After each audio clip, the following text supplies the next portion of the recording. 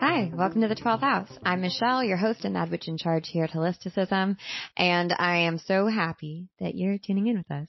Hi. This is our fourth and final episode on meaning-making systems. We did a mini series on this idea that we as humans are obsessed with making meaning of the world around us. Makes sense. And we use different systems to understand how we operate in this space, how the world makes sense. So we've looked at some more spiritual perspectives, human design astrology, the Enneagram, and today we are closing up this series with Shana and Dana from Dayluna to talk about human design, but also like a lot of other stuff. Some very fiery opinions coming from a bunch of projectors about spirituality, and that's all I'm going to say. So I cannot wait for you to listen, and I cannot wait to hear what you think about this. If you don't already know who Shana and Dana are, oh my God, you're going to fall in love with them because the Dayluna podcast is amazing. Oh, go pause this, go subscribe to the Dayluna podcast, and then come back. And they're just good people. We've gotten the chance to hang out a couple times on the internet, and they're real ones. And before we get into it, I just want to remind you that we have some special things happening this month. If you rate, review, and subscribe to the podcast and send us a screenshot of your review, you will be entered to win some Holisticism swag. We are giving away one of our special edition sweatshirts. There are 3 that are available right now. They are limited edition, so they will only be available for a short period of time until we sell out. So if you win, you'll get to choose whichever one you want. Type in rate, review, and subscribe to the podcast, and just a screenshot of your review, and you'll be entered to win. And with that, I'm going to pop into this episode. I can't wait to hear what you think. Shana and Dana, welcome to the 12th House podcast. I'm so happy that you're here because I'm obsessed with both of you. So welcome to the podcast. Thank you so much for having us. Since the moment we met you, we feel so kindred to your spirit, all of us projectors in one little love triangle. So thank you for having us. It's my absolute pleasure. I know I love to meet other projectors who also get shit done. Mm-hmm. Not like that productivity is the most important thing in the world. It's not, but I just love seeing people who truly live in their design, who also have found a way to like make big, beautiful things. And I feel like both of you are such an excellent example of that. Oh, thank you. And honestly, I feel like once projectors find their thing, then they just can't help but be really efficient mm-hmm. and get shit done and build that thing up and share it. It's just, we call it building your lighthouse in our analogies, mm-hmm. but it is this just projector flow zone where you can look like you work the most out of everybody that you know, but really you're just so in love with what you're doing. It doesn't feel like work. And then of course there's things that do, but yeah, so I resonate with being a projector and not wanting to work ever my whole life, and then B, finding my thing and wanting to work all the time. It's like this whole flip. Yes, that is exactly it. And honestly, like I kind of felt very alienated by the human design community who told me I needed to take naps all day and mm-hmm. only work for like 2 to 4 hours a day, when I felt so like with Holisticism, I work on the weekends, I work early in the morning, I work late at night. I just like work when I feel excited to work, and often that's a lot of the time. And I kind of feel like I'm being naughty. Do you guys feel that way? Yeah, well, totally. It's so interesting because I can't tell if I work more than anyone I know or if I work less than anyone I know. I like it's one at either end of the spectrum. Like there's no telling where we are. I can't tell because I'm constantly, like I wake up in the morning and from my bed, I'm creating content or answering emails. And, on the weekend, I'm like on a boat with my friends, and then we call and like do a business meeting. And like, it just becomes an expression of who you are. And those limits and those boundaries and those borders that we can really feel bounded by, they kind of ease up, and you realize like there are naturally these boundaries, but there are no limits. And that is something with human design. Like a lot of the languaging when you first come into it, it can feel very confining, like it's boxing you in. And I think astrology in general, any system that's telling you who you are, you can feel like, well, wait a minute, I have free will. I am my own person. I get to create my life. So we really feel passionately about resharing human design and reframing it in a way that is absolutely liberating. It helps you understand kind of the essence behind what it's saying without all of the limits and confinement. Yeah. And I do want to say that in regards to working 2 to 3 hours a day, it's all about understanding what's work for you. If you can write, 10 blog posts in a day or 10 marketing emails, and you could just go, and that feels totally effortless and expansive for you, that does not count in that 3 to 4 hours a day. It's the things that you're like, I'm counting the hours. I'm counting the minutes. I'm staring at the clock while I'm doing this. I'm exhausted by this thing. Those are the things that, okay, you know what? Just start setting a timer and limit those to 2 to 3 to 4 hours. And all the rest, just flow with it. Go with it. If it's expansive, go with it. I've never heard that, and that was so liberating to hear. And I've talked to so many human design readers and so many projectors. So thank you for saying that, because I will speak from the I. I feel out of integrity sometimes because I'm like, yeah, I'm a projector, and I'm like, I really like when shit's easy. Mm-hmm. Like, I love doing easy shit. I'm really good at making things easier than they have to be. And also, on the flip side, making things harder than they have to be. So I kind of have to always ask myself, how can I make this easier? I want to make this easier. And also, I feel like, I work a lot. And I also hide that I work a lot sometimes because I don't want people to think that I am, just obsessed. I don't know. I don't have balance. Do you ever feel that way? Like that Totally. You're unbalanced sometimes? Well, so it's interesting because obviously we're a part of your cusp emails. Mm-hmm. And so I see all the content that you're constantly creating and offering, and you're so expanded by all of the things that you're doing. And, from an outsider's perspective, it can feel like, damn, she never stops working. Mm-hmm. Right. But then it's like, well, if that's something that is lighting you up and is effortless and you can flow, amazing. Go for it. Do it. Send out 20 emails a day. It doesn't matter, right? But if it's draining you and you're forcing yourself to do it because you feel like you have to, right? That's where it's like, okay, 2 to 3 hours.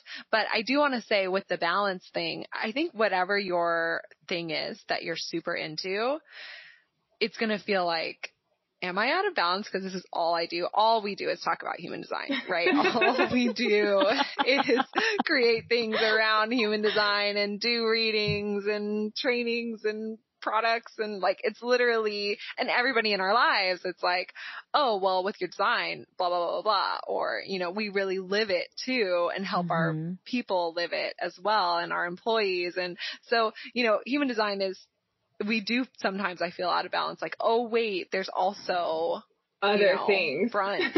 And other things that you do other than human design. So yes, I hear that unbalanced side, but I think as long as you're in that flow zone where just you're creating and you're feeling expansive and inspired, and you're getting to use your gift of sight, basically looking into something, having that just kind of aha, and being able to guide and give advice and teach people, that the balance is more so about, are you being honest with yourself, or are you forcing yourself? And if the majority of your time is spent forcing yourself, then you're out of balance.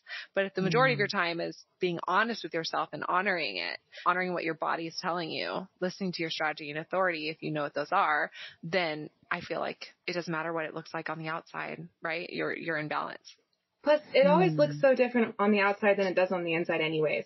No matter what it is, no matter what your type is, we all see the highlight reel, we all see the finished product, and we have no idea what the creation of it was.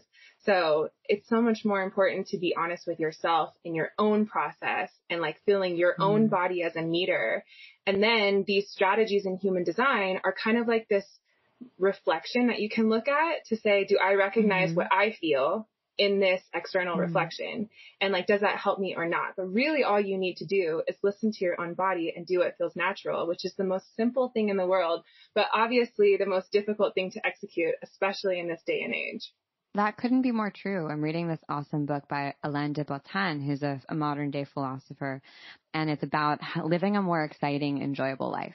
And the first chapter basically just says, stop lying to yourself.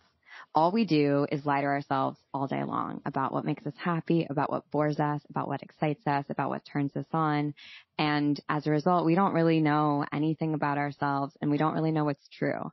And that comes from basically self-hatred because we don't want to know and we don't want to understand ourselves. And also the world doesn't often give us the opportunity to understand ourselves or be honest about what excites us and delights us. Do you feel like human design is opening up a space for, I think I know the answer. You probably do, but how do you think human design is opening up a space for us to like get out of self-hatred?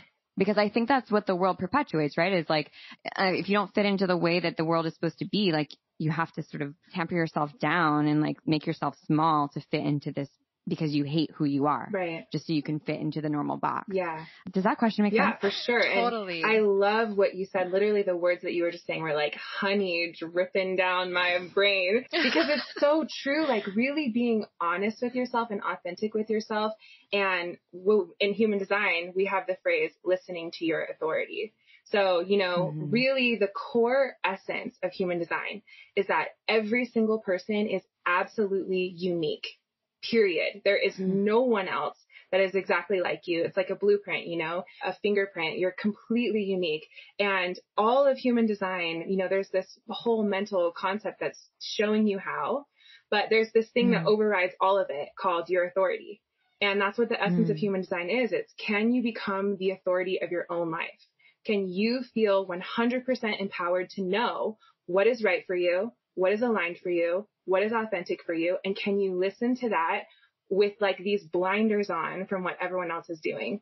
And that is a radical thing to do in this time and age because we've been in this mode of homogenization where all of our conditioning is telling us that there is one way to be successful, that there is one way to have a family, that there's one way to make money. We see this, this system that's been laid out before us, and our generation has come in this time where that system is crumbling, and we're seeing that it doesn't work anymore. And we're saying, okay, well then what do we do? And human design is saying, become your own authority because your path is going to be as unique as you are. On top of that, when you think about becoming your own authority and really understanding who you are, we think of these big life things, right? Like making these big decisions and being your authority, like being your own boss or whatever. We think of these big accomplishments, right? And really what human design is teaching you is, are you your own authority in this present moment with this one email in front of you, with this text message, with your coffee right now in front of you? Or are you drinking this coffee because that's what you do in the morning, right? It's really saying, are you the authority right now in this present moment? I think that that's a big thing, right? Is that people don't know who they are. They don't know what's me or what's my conditioning. I didn't know who I was at all. And I remember when I went through this big breakup and shift, and I was like living in my best friend's bed basically because I went through this breakup, moved out of this guy's house, had nowhere to go, slept in my best friend's bed for like 6 months. And I remember saying every single day, I don't know who I am. I know my name is Shana. I know my name is Shana. That's all I would say because I didn't want to keep perpetuating. I know. And I didn't want to keep perpetuating. I don't know who I am. I didn't want to say those words. So I just said, I know my name is Shana. And I think that a lot of times that's where people are at. It's like, okay, well, if I don't know who I am, what job could I get? Or where do I fit in? What friends will like me? Where will I be accepted? And we're giving all of our power away to other people, to jobs, to bosses, to friends, to social circles. And human design really comes in and says, this is who you are. These are your gifts, regardless of anyone that you're around or where you were born or how you identify, regardless of anything. All of that's your choice. But this is something that's inherent to you. This is what you're good at. Lean into these things. And they ring so true and they're so specific that when you hear it, it's like, yes, I have always done that. And why haven't I leaned on that more? So that's the thing that I love about human design is that it really shows you a mirror and it liberates you. Yeah. I find that sometimes, by the way, how old were you when you went through that breakup? I was 25, turning 25. Yeah. So right before my Saturn return. A life-changing breakup at 25. I also went through like an earth-shattering experience at 25 where I was like, who am I? What am I doing with my life? I had no idea. And it was honestly the most amazing, transformative, horrible, but also wonderful, period of time. I feel like a completely different completely different Oh my gosh. person. Past life. I always say that was a past life. Like I am a completely different person. And I mean, I didn't have human design then, and I, stumbled into a job, but I learned a ton about, but through that, that's when I discovered human design, and it became clear, like, oh, okay, now I have to break up with this job that I deeply identify with. And I I was director of operations for like a major company, and I was running all of these different, 10 different companies in this umbrella. And I was go, get it all done. The go-to person, and I identified with that deeply. So then once I found human design, it was like, oh, actually, deep down, this is what I've always felt. I just thought something was wrong with me. I thought I was crazy. I thought I was lazy, or that I just wasn't trying as hard as other people. And so I just remember thinking like, okay, now I have to break up with that old identity. And now I have to break up with that job. And I did. And it was scary, but it was so insanely, it's like you jump off the cliff and soar, right? So it was worth it for sure. Wow. I actually think that it's really common for us to overcorrect, especially as, I don't know if either of you identify with this, but as maybe perfectionist and being, I think, women in the world in whatever era this is, 2021. It's very easy to overcorrect and take the things that we're not necessarily attuned to, that we're not naturally gifted at, and spend so much energy trying to master them that we actually get really good at them. Like, I just found out I have ADHD, and my whole life I've always had to create systems in order to get things done, or else like literally nothing would happen. And so I'm really good at creating systems and organizing systems and thinking things through, but it doesn't come naturally to me at all. And I'm really realizing through therapy that like, that's because this isn't natural. I've always been trying to figure this thing out. That's why I'm obsessed. It's almost like our shadow, right? We like lean so hard into it that it becomes maybe our identity, what we're not naturally gifted at. Did you find that, Dana? Like, is there anything that you overcorrected for that you're like, oh, no, just wasn't supposed to be doing that?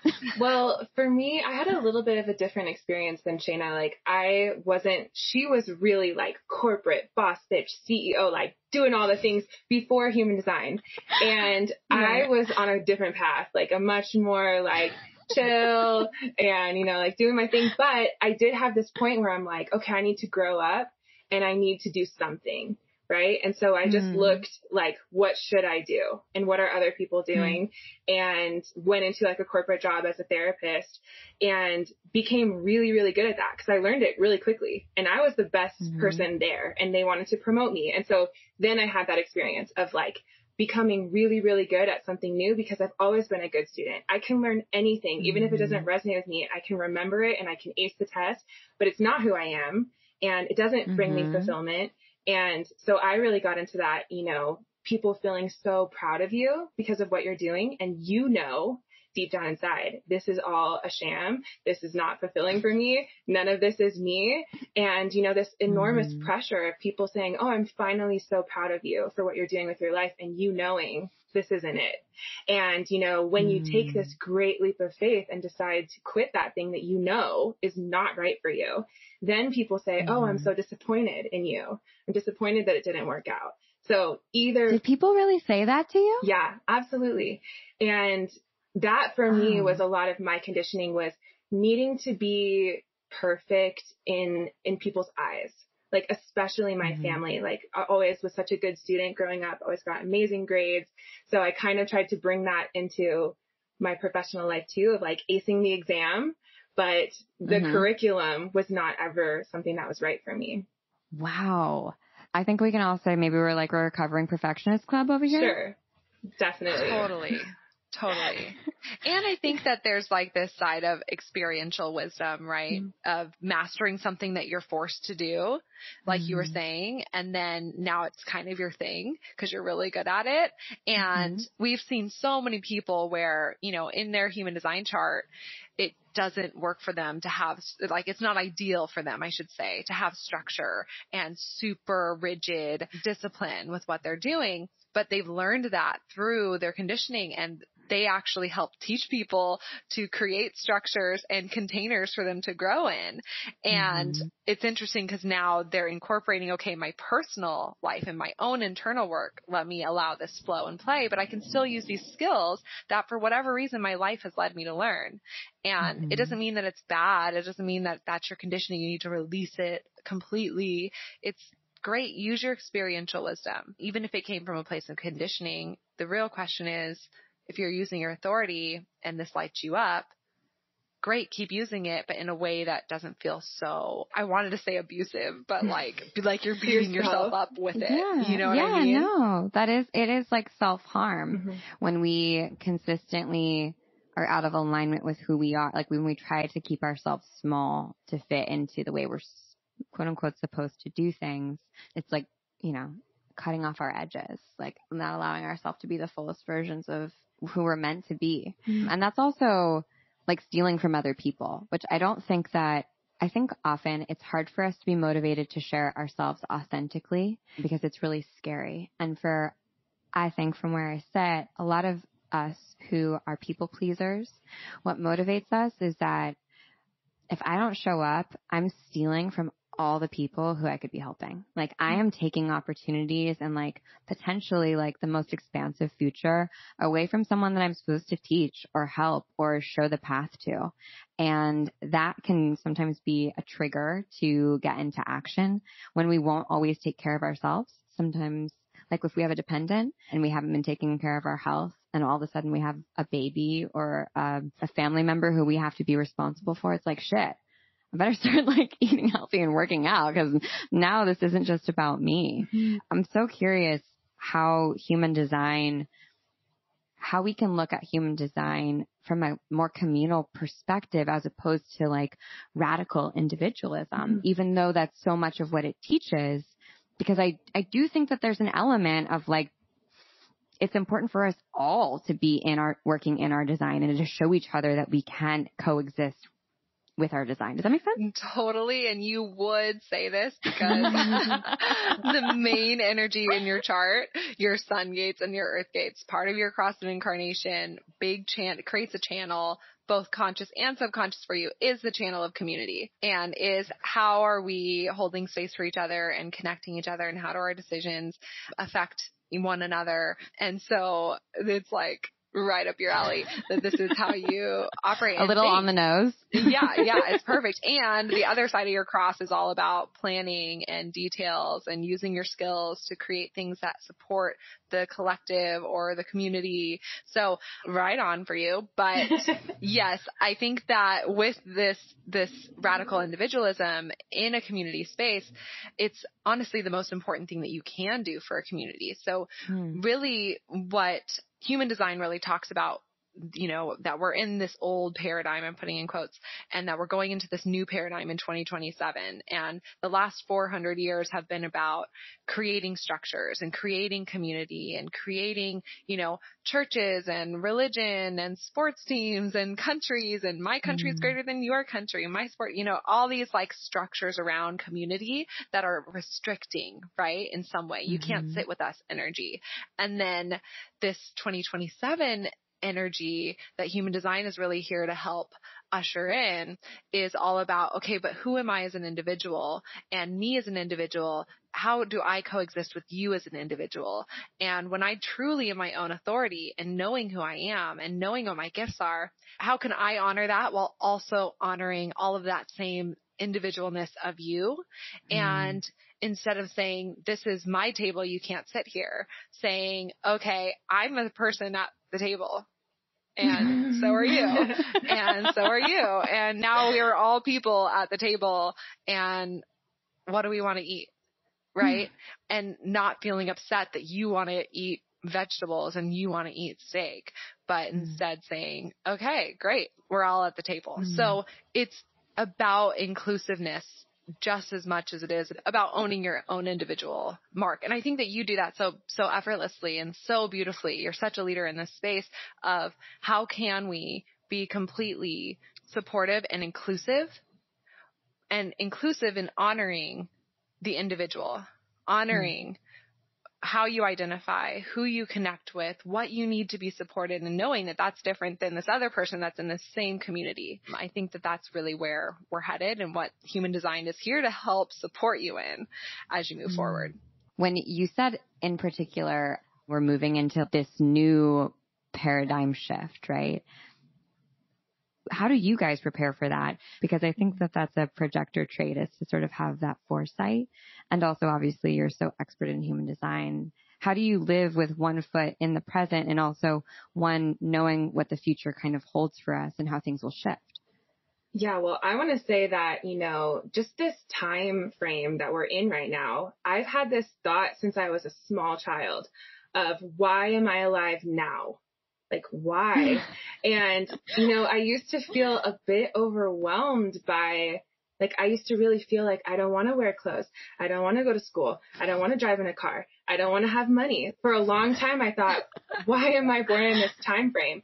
And I now realize that my soul chose to be alive in this time for this reason, to help and to do my part to help raise the consciousness of humanity as much as I can, starting with myself first, to be able to usher in this change. Because the transition, at least in my own personal experience, I feel that sometimes transitions are like the most difficult and challenging thing that we could go through, because we're not clear. We're not just in it doing our flow. It's this whole crumbling and rebuilding, and it's happening at the same time. It's not like a clean ending and a new beginning. So with this change happening and us kind of stepping into our Dharma zone and into our purpose in this time, I definitely feel like the best way that all of us can help this transition happen is actually first by starting with ourselves. And it's really starting with, have you made the changes in your own life? Have you let the things crumble that are no longer serving you, that are no longer in alignment with how your highest expression is? Have you done that work to shed those things? And then are you really listening to yourself as you create new things and make new decisions? Are you doing this in a way that's authentic for you? Once you've done that work for yourself, you're able to hold that acceptance for other people, and you're able to hold that openness and that fluidity. And in human design, this shift is going to be all about that openness. And can you really just be fluid and accept things as they are without having to categorize them, without needing to fit things in that box? So being really open and letting those things flow away from me and coming back to my purest knowing of what life is and how to love people and how to come back to that oneness and that wholeness is for sure my daily practice. Quick little break for our newest sponsor, Open. Open is a digital mindfulness studio for everyone, and I'm so excited that they're sponsoring the podcast because I am such a fan, and you know me. I feel like a lot of things. Let's just be honest. I'm pretty picky. And when I found out about Open, I was kind of expecting it to be like every other digital mindfulness app and meditation app out there. But when I logged in for my first class, it was honestly like nothing else I'd ever experienced. It was a phenomenal experience. It is so unexpected and delightful. And it's also a beautiful background experience. And I know that sounds I don't know, kind of silly, but the vibes and the aesthetics are immaculate, and it makes you feel immediately like, oh, I'm in the right place. I can breathe. Classes are available in the Open app and on the desktop. There are fresh classes every day. So you can take on-demand classes or you can take live classes. And when you join the live classes, you can invite your friends to come with you. And then when they join, it actually alerts you that your friend has joined with you. I will find every excuse not to meditate and not to do breath work. And it's totally changed the game for me. Once you get going, it's hard to stop. And that's a good thing, because I think we could all use a little bit more calm, focused, centered energy in our lives. And also, as someone with ADHD, I love that Open's classes are as short as 6 minutes. I've never done anything longer than 30 minutes because I just can't. You can get started with your meditation or breath work or just morning self-care or afternoon self-care, whenever you want self-care routine. And I've got great news. You can get started with your meditation, breath work, yoga, Pilates, whatever it is, mindfulness habit with Open. And you get your first 30 days for free when you join using the code Holisticism at checkout. We'll put a link below in our show notes. You can just click through there, but you can also hop into the site at openo-. p-e-n.com and type in Holisticism, and you'll get your first 30 days for free. We're also doing some really fun 30-day challenges inside of the Cusp. So if you want to meditate with us and really take advantage of that group sesh vibe, then make sure you're checking out the events inside the Cusp. It's really fun to meditate together because accountability. and it's also fun to wave to each other. And Open has this little chat, so you can chat to people and send them emojis. I love to be hyping people up inside of any sort of chat feature, so I really appreciate that. And there's so much more I could say about Open, but you just got to try it. Like, just truly go look at it. It will blow your mind. And I can't wait to hear what you think. So I'll see you in class. Oh, that's so beautiful and also so challenging when there are so many distractions in our day to day. My partner and I talk about death a lot. We also have the same incarnation cross, which is just a little asterisk, but wow, I love that. Yeah, he's the best. So we talk about death a lot because he has a medical condition and because I have a Scorpio moon. And as much as we talk about it, right, as like present as talking about death and endings and like that, none of this shit really matters, really. Like, we're making meaning of things that could be meaningless. And all of this life is choice making, right? Which I think that you alluded to earlier. We just got to make choices in our everyday of, instead of sticking to a ritual or like a routine, actually, do I want to drink this right now? Do I want to wake up right now? Do I want to sit down at my computer right now? What does my soul want to do? All I'm doing is making choices. But it's so easy to get distracted from that and like feel like the things matter, that making money matters, or that having a certain person know your name matters, or that, I don't know, being in a certain relationship with another person, that's the most important thing in the world. How does human design think about things like money and resource and taking care of ourselves? Because I feel like I hear really mixed messages, to be totally honest, in the human design community, and it's kind of confusing. Yeah, well, that's a big question with a lot of different facets. And, the one thing that I want to start off by saying is that kind of at the core of human design, it's showing us that you have this chart, right? And these characteristics and these gifts and these things that you're here to share on the physical plane, and the way that you're here to operate your human vehicle on the physical plane. But that's just one part of who you are. And that's kind of actually an illusion. So human design teaches that who you really are is your soul. And, you may believe that soul is connected to the universe or life itself or God or whatever it is that you choose to really connect with and believe in. But that is our true essence. We are this consciousness, this sacred being that is experiencing the human form.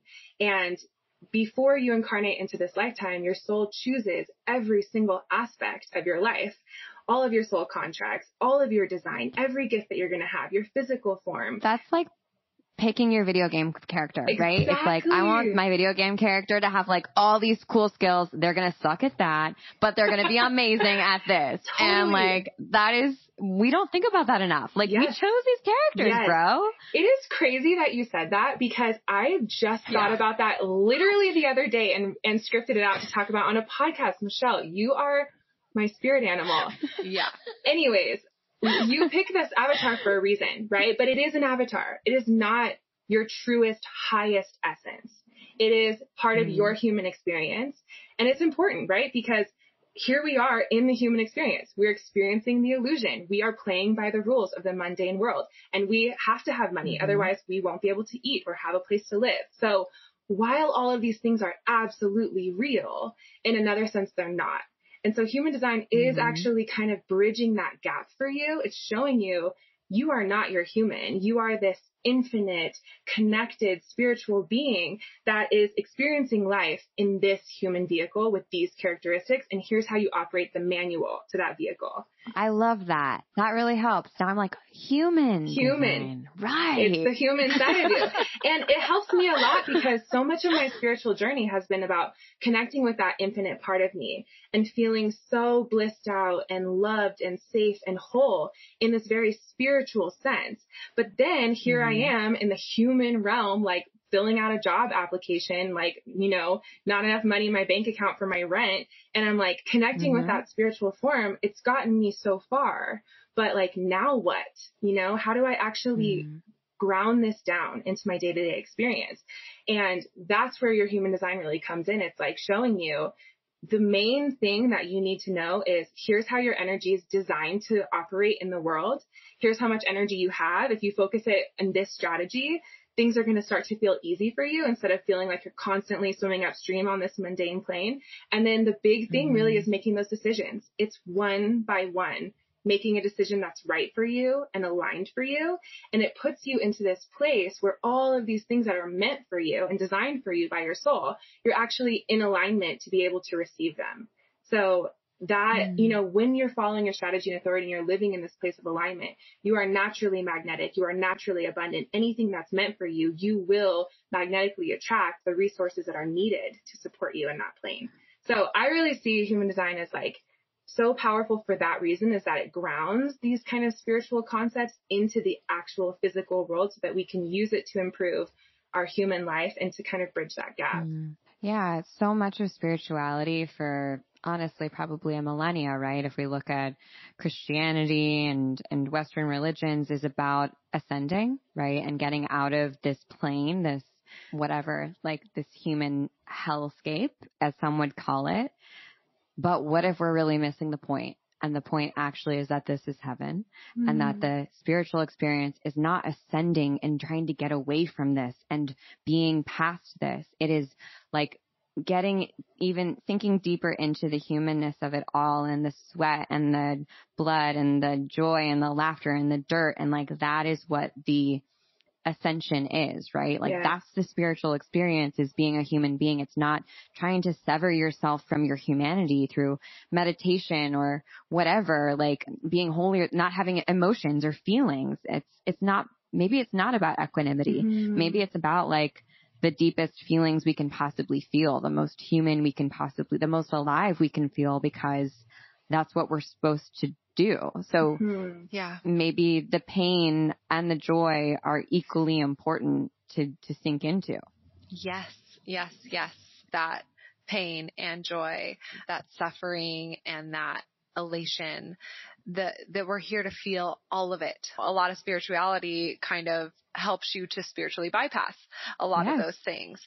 And living this human experience does come down to the present moment. This coffee in front of me, this friend crying in front of me, this gorgeous view at the top of this hill. And what is my body telling me in this moment? Can I listen? And more awareness, whether it's your awareness of right now in this moment of what's in front of you, or awareness of what's happening in the collective, or from somebody's revelation that they had, that awareness is what is bringing in that new paradigm. Our business is, okay, right now in this moment, can I be the most aware that I can be about myself, about my truth, being honest with myself, and for all of those people connected with me, can I be that container or that guide of helping them to be more aware and more connected to their truth as well? Whether you're an artist, a human design reader, a business CEO, you know, a mom, like it doesn't matter, but are you leaning into that awareness is really, I think, the thing that's going to help us ground through this big collective shift that we're going through. Yeah. It's so interesting to me. I feel like you guys are you both are such like clear vessels, or like light. You shine light on things, and in the most beautiful way, you like complement each other so beautifully. And this conversation has made it so clear to me that there really feel, from where I sit, like there are two sides of human design, where there are people who are interpreting it in a completely different way. Yeah. That totally. feels like, not to be a dick, but just like old news. You have to, like, more of a box, right? Versus, and a box to just like have a cheat code basically to get to the end and like win. Yeah. And from the way that you're describing it, the words that you're using, that is so not it. At least to me. Yeah. And it sounds like to you, that's not the point. The point isn't to just like graduate, right? The point is like to be here in this and to make mistakes. Mm-hmm. Like if we're making choices all the time, then there's a really good chance we're going to make a choice that's not maybe the most aligned or the most maybe correct. But And who even knows what that means? But like, we still have to make the choice. I feel like so many people really get paralyzed in the spiritual space around making the wrong choices. And they stop listening to themselves and they become so rigid that they lose sight of like what the fuck this is all here for. Yes. Do you know what I mean? Yes, 100%. Honestly, we were just talking about this morning of how, Of course you were. Of course. Yeah. Of how, a lot of the traditional teachings and trainings and courses in human design, we do call them like old paradigm human design. And it's because there has been this rigidity to some of the older teachings that, it hasn't grown and flowed with. So it's been very stuck and limited and cerebral, right? Mm-hmm. Very like mental concepts that, nope, this is what was taught back in the 90s. And so this is your truth now. And if you don't do it, then you suck. And if you're not teaching it this way, then you're wrong. And, all of this stuff.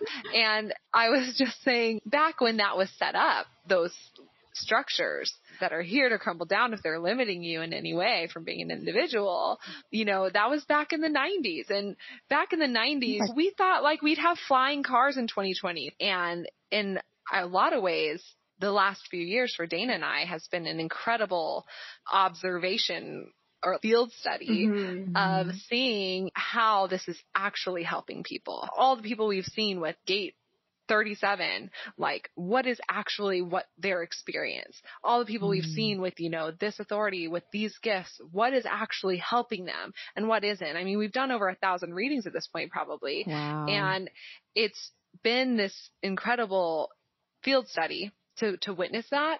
But if we had said, okay, you know what, we're just going to put our head down and we are going to do it this old paradigm way, and we are going to go through the structure and not listen to our authority because our authorities were telling us hell no to that, then we wouldn't be, we'd probably still be working our old jobs and feeling like, what's wrong? What's the meaning of this? Life is hard. You have to struggle. That's what someone told me. And that's what I'm experiencing. And honestly, that's another thing about human design is we've talked a lot about the individual responsibility of being authentic. And then it branches off into all these places. So you can also look at your chart with another person, with a partner, with a romantic partner or a business partner, anyone in general. And you can see when we are together, we create this new energy. So I like to tell people, like, imagine it like we're all like a color. And if I'm yellow and Shana's blue, and then we're together and now we make green, and both of us have changed and enhanced each other. And we are literally this new thing because our gifts are coming together in collaboration. And you can see in that way that it doesn't matter that we're two different colors. What matters is the color beautiful when you come together and really experiencing that harmony. But here's something where we differ. Old paradigm human design would say to use that to find a business partner. So look at your chart and say, oh, I need to find someone who has gate 2. And we are against like finding that. your perfect half or something. Yes, we are totally against that. We say that it's the most important thing to find someone with your authority. So whatever that authority is, am I drawn to this person? Like, does it make me happy to work with this person? And that's your only answer. And if the answer is yes, then you can look up your charts and say, okay, how can I understand this person more? How can I have more acceptance for how they work differently than I do, and hold space for them and have this dialogue where we both understand each other? But it's so important to start with you being the authority, not human design dictating who's right for you in your life.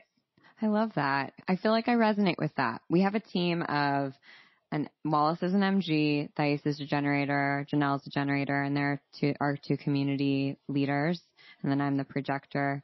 And then we just hired another person who's an MG. She's amazing. But I don't know if we necessarily fit into like the typical business structure, quote unquote business structure of human design.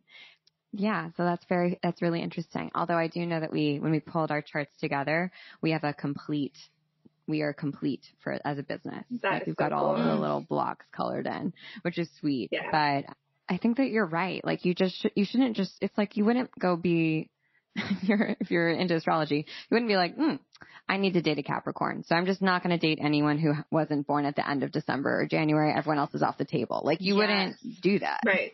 Exactly. So weird. Yeah, exactly. I mean, really like understanding your authority. Dana gave some examples, but there's 8 different authorities. So asking yourself, well, okay, what's my authority? Let me use that to make this decision. If that's saying yes to work with this person or to hire this person, great. And we have a really good example of that actually, because our business is not really, traditional human design, what it would tell you, how it should be structured. Well, you're both projectors. We're both projectors. But when we are together, we do create a man gen. So when we're together, we get so much shit done, and then we don't see each other for like a week or 2. Whoa. Because it'll we'll burn out really quickly. But, one of our best teammates who works on our boxes in the office, she's a projector and she is incredible at it. I mean, she really is just amazing. And before she came on board, we had somebody who we looked at their chart.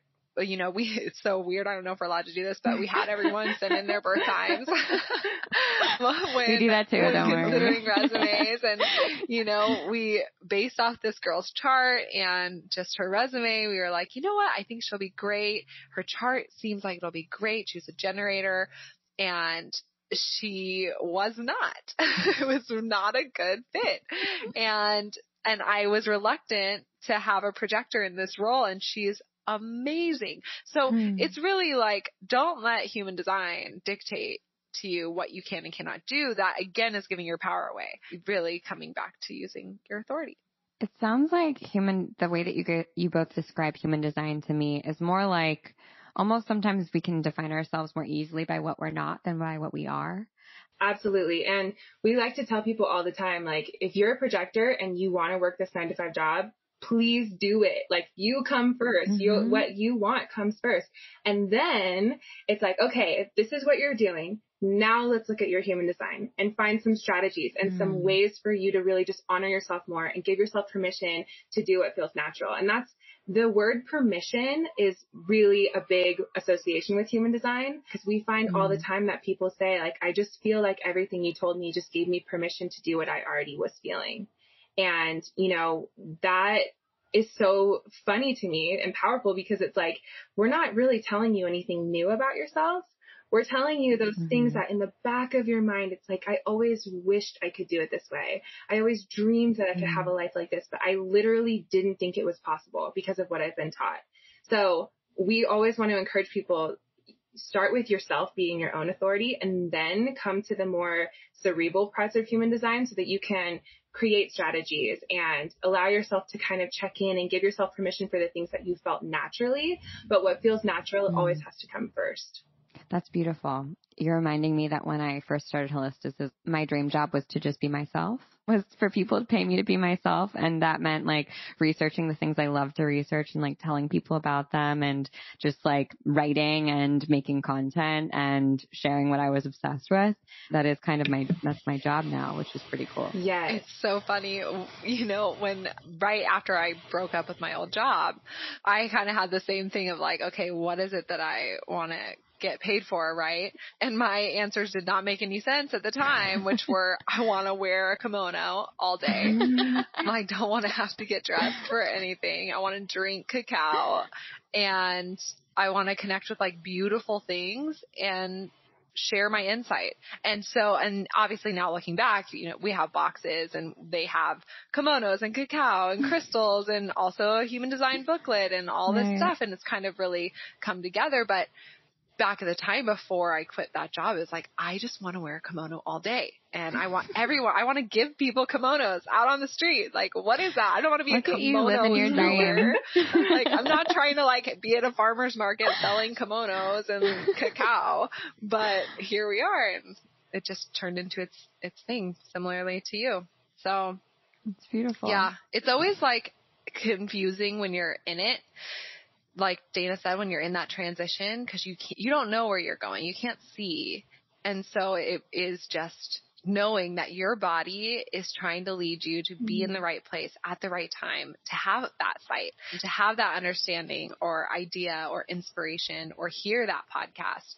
So don't underestimate listening to your body's being retracted from that text or that coffee and feeling like I just want to hop in my car and drive. listen to your body. It's guiding you all the time. Amen. Yeah. I was just writing about the muse. That's what it's one to do. I was writing about the muse, and then I know we have to hop off because we've already gone over. I'm so sorry. But talking about how, like, our ideas aren't always ours. Like, they're not usually ours, actually. Like, we're here to sort of be the vessel to birth them into the world. And I really firmly believe that, like, most things have an entity or a soul to them outside of us. And it's just our responsibility to, like, be the vessel to bring them to earth and to make a choice. Like, we're not destined to do anything necessarily. We get to choose if we want that to be our destiny. And sometimes we'll say, no, thanks, I'm not ready yet. And that idea or that thing will sort of flit on to the next person. But so much of if you don't know what you're here to do yet, I think that, like, so much of your job is to just prepare yourself to be ready for Muse to tap you on your shoulder and be like, all right, you ready to birth this baby idea into the world? And so it's your responsibility to, like, prep for that. Almost like, I don't know, like many people do for motherhood when they take their vitamins and start exercising. It's like, all right, I got a big job. I got to be ready for this thing that is my responsibility to, like, make material. Yes, absolutely. And I couldn't agree more. And that's such a beautiful way to look at it. Is like, what am I doing? I'm prepping myself to be ready to be that vessel. And absolutely, I think that's been our experience so much with Dayluna, is we feel like we were just trying to be ourselves more and trying to be more authentic. And we didn't know what that meant or where it was going, but we were nourishing what was interesting to us. And we were spending time with people who made us feel alive. And, like, whoop, it just came right in, and we had to do a lot of work, right? We had to answer the call. We had to make big decisions. We had to make big decisions that were scary and that we hadn't seen anyone else do before us. So there was a lot of bravery and a lot of courage, but really it was just like answering a call that life itself just fed right into us. And that happened because we were focused on being our best self so that we could receive. And seeing your projects in that way, it's so beautiful because it helps us have this objectivity with the things we create. Yes. Like, on one hand, you created this. It's a part of you. Your soul is, like, helping to write the script for this thing that you're sharing. And if that thing fails, it is no reflection of you as an individual. And having that objectivity and knowing, like, you are a vessel, you channel this thing, it's beautiful, it's amazing, but even that doesn't define you. And you don't need to get your self-worth or your value wrapped up in that thing. You can just let it flow and do your best to be clear, to be that vessel, to make those decisions in alignment. Yes, and to make choices for yourself, right? So often we misconstrue ourselves with our businesses, and what's best for us is also what's best for the business, and that's not actually true because they're two separate entities, right? Yeah. So maybe let's look at, like, maybe Dayluna, what Dayluna wants to do is be a $1 trillion business, and both of you are like, I think we're good. Like, we're good with this right now. So maybe, like, that means that you pass it off to the person who can make it that $1 trillion business or not. Who knows? But it does kind of, like, ask you to remove your ego a little bit of, like, all right, what are my boundaries and my limitations? What am I, and also what do I want? And are these two things in alignment? And that's, I think, a good thing to check in with consistently in your work of, all right, if I created something, like, am I still the right parent for this or the right partner for this? And if I'm not, then, like, how can I make sure I do my, like, due diligence and get the right person to take this over for me and to, like, let this thing be what it's supposed to be and live fully up to its potential so I can also live, like, more deeply in my potential. Yes. Yes. Yes. Having that awareness around that separation. I always say, like, yeah, we birthed Dayluna, but it's like its own energy, and I'm in my own energy, and I come into its energy, but then I go back to mine, and it creates this sense of, like, it's all great. Yeah. Right? Like, I'm not responsible for it. I mean, I am, but I'm not. Yeah, it's really liberating. It reminds me of just of everything, how you both approach human design is, like, from a place of liberation as opposed to the other, right? Which is, like, being, I don't know, confined, so tethered to something. Yes, exactly. And I think that's what scares a lot of people from being in their purpose is or taking big scary leaps is I'm going to be stuck in this thing. I don't want to be stuck in this job or this business but you always have freedom. Yes. You always have freedom to choose. You just have to remember. Yeah. And you're the person who gives yourself that freedom or not. So really honoring that within you is so powerful too. Yeah. That fear of responsibility is like a big theme that comes in with some of the energies in human design is being afraid of your highest, most powerful self, because if you did that thing, then you'd be responsible for it and you'd have to then do another thing. And if I do this one thing, start this one thing, there's 20 more things I'm going to have to do. And we overwhelm ourselves with seeing that we just don't even take the first step because it's too scary to live up to. It's too much responsibility. Whoa. I'm going to need to chew on that because I feel like that we gotta have you back and just like talk all about that only because totally. And I know your time is precious. So this was so wonderful. And we didn't even really go into the basics of human design because I'm just going to tell everyone to go listen to all your podcasts. I'm going to tell like the top 5 best ones and just like put them below because you guys are amazing at teaching human design. And I just wanted to hear your brilliant brains. But how can people find you and support you and like do all the things that you do? Yeah. So you can find all of our offerings on our website, which is daylunalife.com. You can also check out our Instagram, which is @Dayluna. And then our podcast is the Dayluna Human Design Podcast. And it's so good. Thank you. I just appreciate for you being this conduit and this channel and this guide. And I'm just so grateful that our paths crossed how they did. And thanks Thank for God having for the us. internet. What's the big product that you're working on right now that you feel like everyone should be snagging? Totally. So we have our channel videos and our type videos, which are the thing that we created because right now I think we're booking out till November, maybe even December. Okay, and we're recording this in June, so that's wild. Which is crazy. So that's way too long to wait for a reading. If you discover human design, it's like, I want to know all of my gifts and everything right now. So we had to figure out, okay, how can we actually help more people without our time because that's so limited. So we created type videos that talk about, really understanding your type, not the basics, because the basics are in our podcast for free. Check that out if you haven't heard anything about your type. But this talks about how do you navigate transition and change and what's your daily practice of actually honoring your energy. So really breaks that down. And then our channel videos go over all of your gifts. So whatever channels you have, it talks about the highest expression, the lowest expression, the fears around it, how to lean into the highest expression, how to really honor it with your career, your friends, your family, your personal internal world, external world. It goes into all that good stuff. So that's the most liberating thing that we've created because it's here to really help you be more of yourself without having to wait months and months and months to find that information out because it's you. You're living your life right now today. So you can check those out on daylunalife.com. Beautiful. Thanks, you too. It was so good to talk to you. You too. Thanks for having us. And that's our episode. Thank you so much for listening. I hope that you enjoyed it.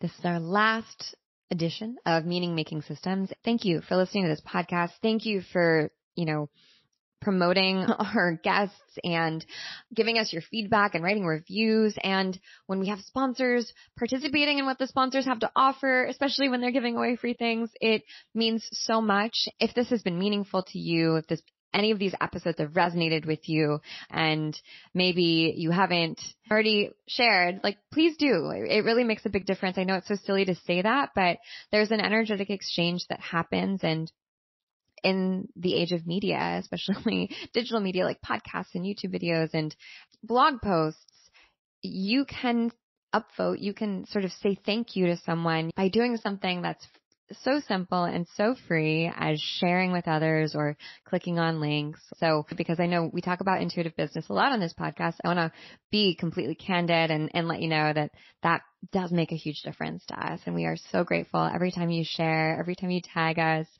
It's really awesome. We love making it for you. And with that, I will let you get on with the rest of your week. Talk soon. Bye.